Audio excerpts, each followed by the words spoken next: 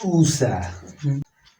देखो प्रस्तुत काव्यांश उषा जो है शमशेर बहादुर सिंह इनके कवि हैं, जिन्होंने उषा काल सुबह के समय का, उषा मैंने सुबह, हाँ उषा काल उसी को कहा जाता है जो भोर का समय होता है। भोर के समय का नभ का शब्द चित्रण प्रस्तुत किया है। उनका मूल भाव है कि नीले आकाश में सफ़ेद रंग की भी झलक थी। उनको कहने का मतलब है कि नीले आकाश का रंग नीला है, इसमें सफ़ेद रंग की झलक थी। इस प्रकार सूर्योदय से पूर्व के आकाश ने आकर्षक रूप धारण कर लिया था।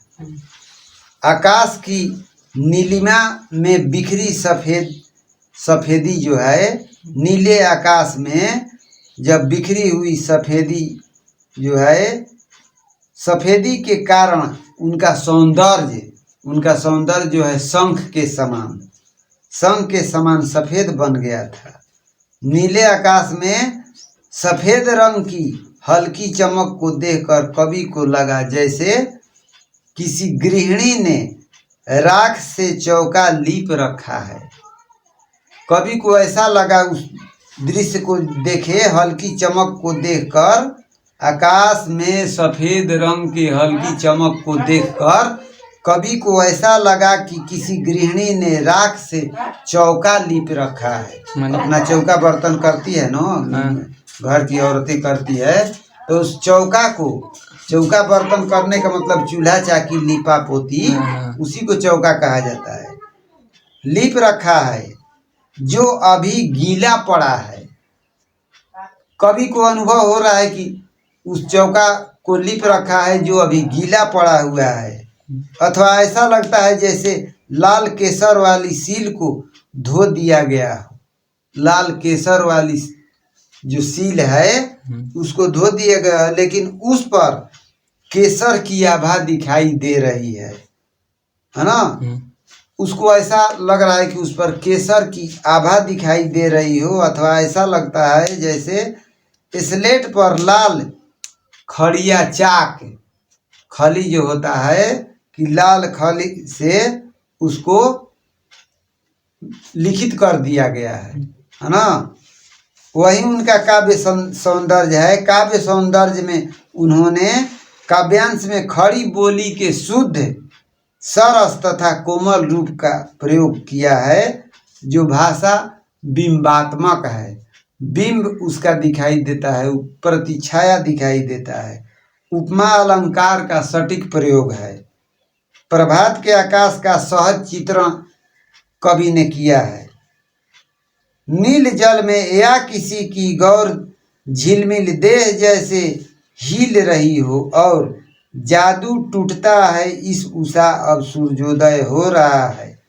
अब देखो, इस प्रस्तुत काव्यांश में शमशेर बहादुर सिंह द्वारा रचित जो है उषा नामक कविता से अवतरित है।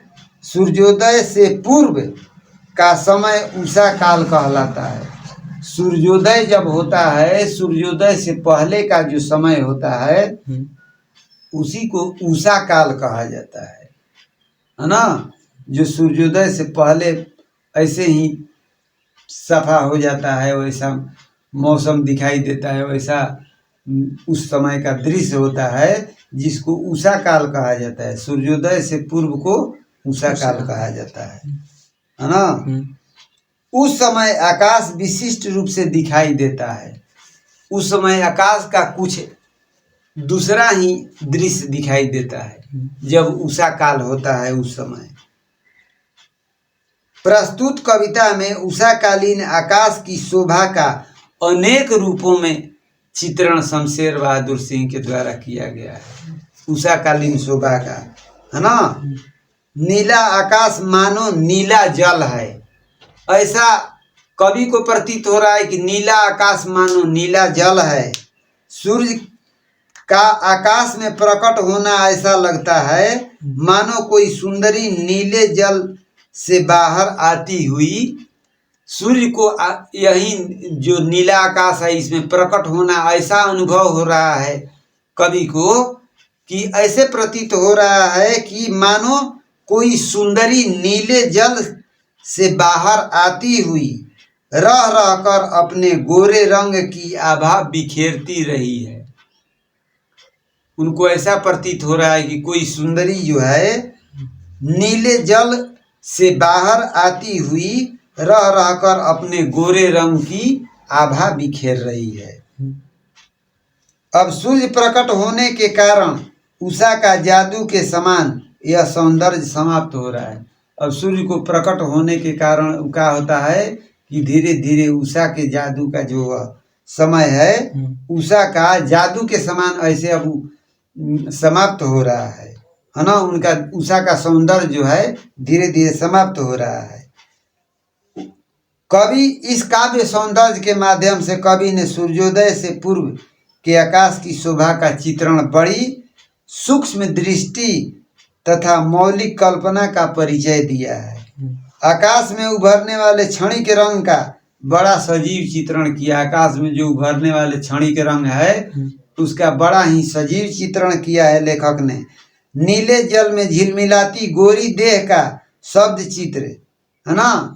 नीले जल में आकाश में ऐसा प्रतीत हो रहा है कि नीले जल में झिलमिलाती हुई सुंदरी का वह सौंदर्य है, गोरा चेहरा जो है प्रत्यक्ष झिलमिलाता हुआ दिखाई दे रहा है ना। इस प्रकार सूर्योदय का वर्णन, उषा काल के बाद सूर्योदय का वर्णन कवि ने किया है। यही कि जादू के समान वह दिख पड़ता है, जादू टूटता है इस उषा का, अब सूर्योदय हो रहा है। जादू टूटता है, जादू के समान जैसे उषा काल है, उषा काल सूर्योदय से पहले की है। जब सूर्योदय हुआ तो धीरे धीरे उनका क्या होता है कि एक जादू के समान उषा काल समाप्त हो जाता है, फिर सूर्य का आगमन हो जाता है। हो गया, खत्म हो गया।